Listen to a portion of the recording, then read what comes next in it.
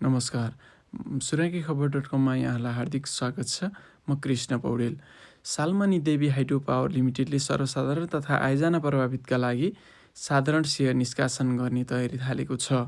कम्पनीले प्रति किता रु 100 अङ्कित दरमा कुल 17 लाख किता सेयर सर्वसाधारणका लागि निष्कासन गर्ने भएको हो, जस अन्तर्गत आयोजना प्रभावित क्षेत्रका बासिन्दाका लागि 8,50,000 र सर्वसाधारणका लागि 8,50,000 गरी कुल 17 लाख किता सेयर निष्कासन गर्न लागेको हो।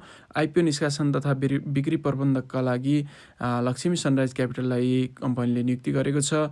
उक्त सम्झौतामा क्यापिटलका प्रमुख कार्यकारी अधिकृत विजयलाल श्रेष्ठ र कम्पनीका तर्फबाट सञ्चालक पेरस दाहालले हस्ताक्षर गरेका छन्।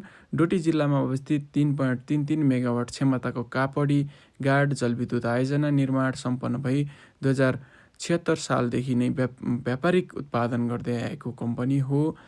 अब भने सर्वसाधारणलाई स्वामित्वमा सहभागी गराउने लक्ष्यसहित आइपिओ आउन लागेको हो।